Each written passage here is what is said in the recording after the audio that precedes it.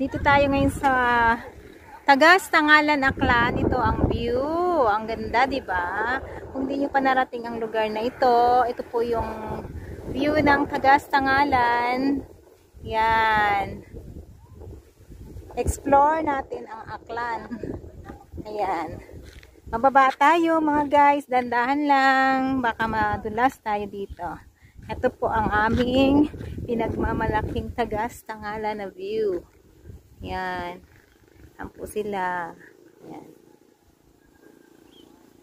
Diba? Feel natin ang magandang tanawin sa ating lugar. Yan. Yan po yung mga solar po. Ano, eskwelahan yan. So, ito to. Ngayon ko lang din narating ang lugar nito, pero maganda po mga guys. Ganda. Yan.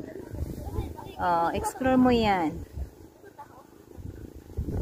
Maganda siya. Oh.